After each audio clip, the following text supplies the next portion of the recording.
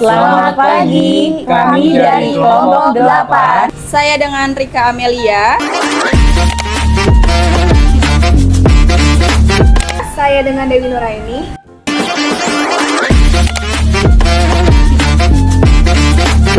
Saya dengan Slamet Riyadi.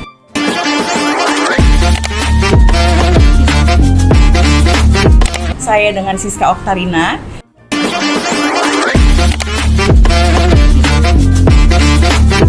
Ingin mempresentasikan tentang Aplikasi Grab sebagai solusi transportasi dan layanan on demand untuk analisis teknologi informasi, tugas pengantar teknologi informasi dan komunikasi. Yang pertama, pendahuluan. Grab adalah platform teknologi asal Singapura yang menyediakan berbagai layanan on demand atau berdasarkan permintaan seperti transportasi mobil dan motor, pengantaran makanan dan paket, serta pembayaran digital melalui aplikasi seluler. Kemudian sejarah Grab. Grab didirikan oleh Anthony Tan dan Hoi Ling Tan, dua pengusaha asal Malaysia, awalnya bernama MyTaxi dan diluncurkan di Malaysia pada 2012, kemudian berkembang menjadi Grab Taxi dan akhirnya Grab. Grab kini beroperasi di Indonesia, Singapura, Filipina, Malaysia, Thailand, Vietnam, Myanmar, dan Kamboja. Grab menjadi dekakon pertama di Asia Tenggara dengan valuasi mencapai $10 miliar. Di Indonesia ini, Grab hadir sejak 2014 melalui PT Grab Indonesia. Pada tahun 2025, jumlah pengguna Grab mencapai 44,5 juta dengan 8 juta mitra driver. Visi Grab menjadi yang terdepan di Asia Tenggara dengan memecahkan permasalahan transportasi yang ada serta memberikan kemudahan mobilitas orang-orang di Asia Tenggara di setiap harinya. Misi membuat platform transportasi yang paling aman, membuat semua orang dapat mengakses pelayanan transportasi yang baik, meningkatkan taraf hidup mitra Grab. Selanjutnya, kekuatan Grab. Jaringan driver dan merchant yang sangat luas di kota-kota besar, menawarkan berbagai layanan dalam suatu platform, penggunaan aplikasi yang mudah digunakan dan inovatif. Penggunaan aplikasi yang mudah digunakan dan inovatif dapat di-download melalui Play Store dan iOS. Dalam aplikasi Grab terdapat beberapa layanan. Ada layanan GrabCar, yaitu layanan transportasi mobil dengan beberapa pilihan car. Ada car standar, car premium, car plus, dan car hemat. Juga ada car standar XL. Yang membedakan 6 layanan ini adalah waktu penjemputan, jumlah penumpang, dan jenis mobil. Selanjutnya ada layanan GrabBike. GrabBike ini adalah transportasi motor dengan 3 layanan standar, hemat, dan XL. Dan yang membedakan adalah waktu penjemputan dan jenis motor. Selanjutnya ada layanan Grab, yaitu GrabFood. Layanan GrabFood adalah layanan pesan antar makanan, ambil sendiri, makan di tempat, hingga reservasi restoran mitra. Selanjutnya ada layanan Grab Express. Layanan ini adalah layanan pengiriman barang, yaitu dokumen, makanan, obat, dan lain-lain, via motor atau via mobil. Grab Express terbagi menjadi 2, yaitu Grab Instant dan Grab Someday.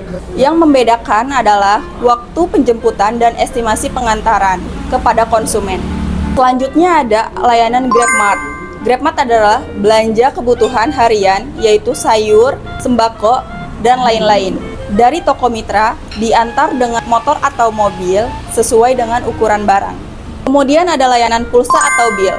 Pembelian pulsa, token listrik, top up e-money berupa OVO, Dana, GoPay, ShopeePay, dan juga pembayaran tagihan, yang layanannya terdapat juga di mobile banking.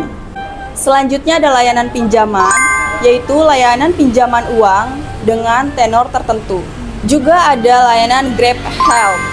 Grab Health ini adalah layanan kesehatan yang bekerja sama dengan Good Doctor untuk konsultasi dan pembelian obat, sama seperti aplikasi Halodoc. Selanjutnya layanan hotel, reservasi hotel melalui integrasi Booking.com dan Agoda. Selanjutnya, layanan navigasi atau Grab Maps, layanan GPS dengan rute terbaik dan prediksi biaya tol. Selanjutnya, ada layanan sewa kendaraan dan pengemudi.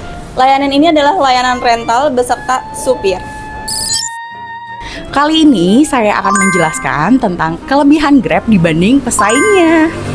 Yang pertama, kelebihan Grab relatif lebih smooth dan jarang terjadi error.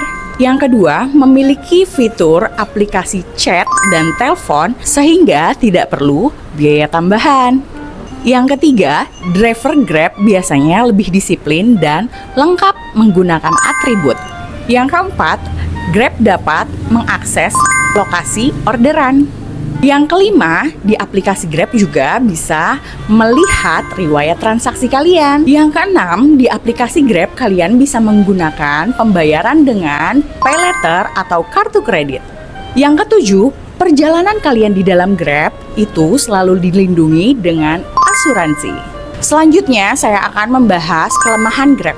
Yang pertama, kelemahannya adalah aplikasi Grab sangat ketergantungan dengan koneksi internet. Yang kedua, keluhan pelanggan sangat lambat untuk ditangani. Yang ketiga, tarifnya selalu berubah-ubah. Yang keempat, insentif driver sangat kecil sehingga driver sangat memilih orderan dan sangat mengharapkan tip dari konsumen. Cara memesan Grab. 1. Buka aplikasi Grab.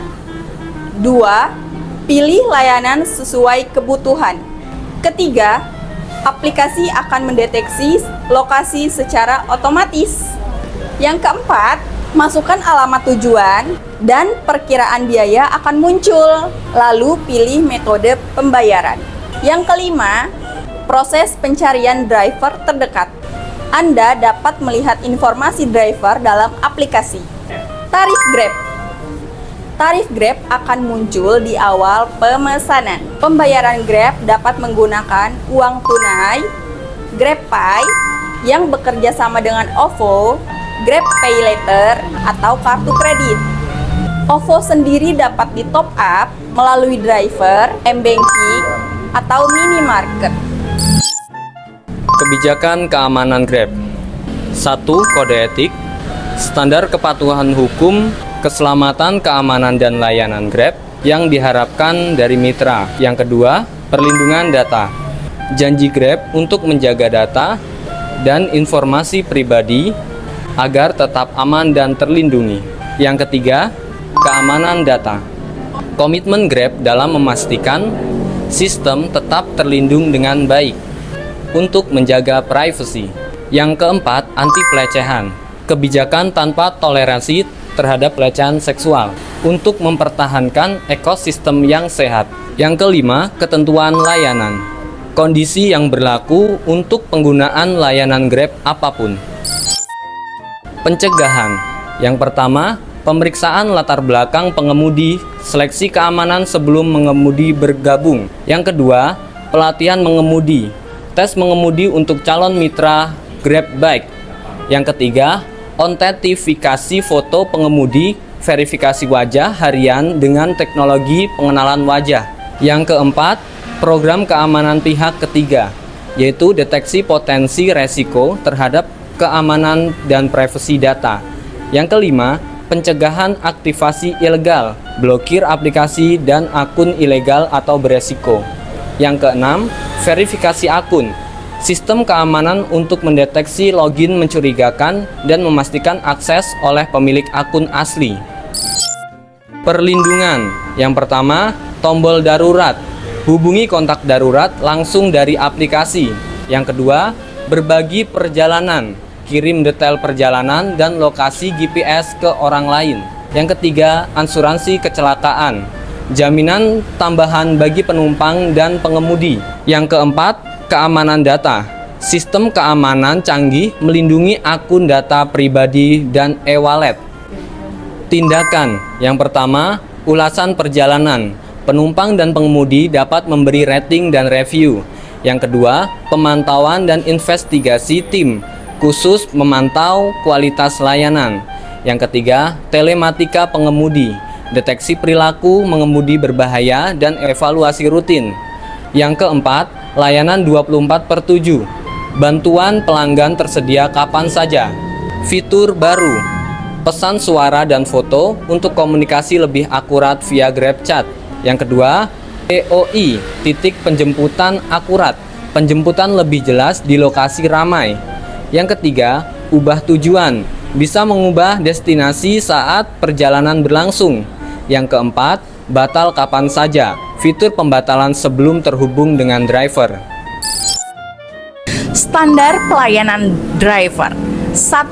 Menyediakan perjalanan yang aman dan nyaman. Yang kedua, tidak mengkonsumsi alkohol atau obat terlarang. Yang ketiga, tidak membawa senjata. Yang keempat, menjaga kendaraan dalam kondisi baik dan bersih. Kelima, bersikap sopan, ramah, dan profesional. Yang keenam, mengingatkan penumpang soal sabuk pengaman atau helm. Yang ketujuh, membantu penumpang disabilitas termasuk tunanetra dan tunarungu. Yang kedelapan, tidak melakukan diskriminasi. Yang kesembilan, tidak menghubungi penumpang untuk kepentingan pribadi. Yang kesepuluh, wajib mengembalikan barang penumpang saat barangnya tertinggal. Inisiatif mendobrak sunyi. Grab membuka peluang bagi penyandang tunarungu untuk menjadi mitra pengemudi. Yang kedua, Grab bekerja sama dengan Gerkatin, Gerakan Kesejahteraan Tunarungu Indonesia. Lalu, tambahan fitur seperti pesan otomatis dan pelatihan bahasa isyarat. Yang keempat, tujuannya adalah untuk kesetaraan dan pemberdayaan disabilitas di dalam ekonomi digital. Feedback baik dari konsumen. 1. Aman, nyaman, drivernya sopan. Yang kedua, banyak promo dan bisa top up dimanapun. Yang ketiga, bisa top up juga via driver loh. Yang keempat, dapat poin dan poinnya itu bisa ditukar untuk kita menggunakan kembali aplikasi Grab. Yang kelima, kita bisa meng-track perjalanan dan ganti tujuan. Yang keenam, praktis untuk membeli makanan dan kunjungan ke banyak tempat. Feedback buruk dari konsumen. 1. Driver sulit dihubungi. Yang kedua, driver selalu minta cancel. Yang ketiga, plat kendaraan driver kadang suka tidak sesuai. Yang keempat, aplikasi error. Yang kelima, driver berbeda dengan profile. Yang keenam, GPS tidak akurat. Yang ketujuh, reward dan promo sering terjadi masalah. Solusi mengatasi keluhan konsumen. 1. Verifikasi email. Untuk keamanan akun, biasanya driver akan mengakses informasi ke email kalian. Yang kedua, update aplikasi. Update aplikasi, biasanya kita harus mengupdate aplikasi Grab terbaru di dalam App Store maupun Google Play Store. Help Center di aplikasi itu merupakan dukungan lebih kepada personal kita. Jawaban instan biasanya itu adalah artikel yang biasanya menjawab dengan pertanyaan-pertanyaan yang umum sering diajukan oleh penumpang. Kelima, formulir pengaduan.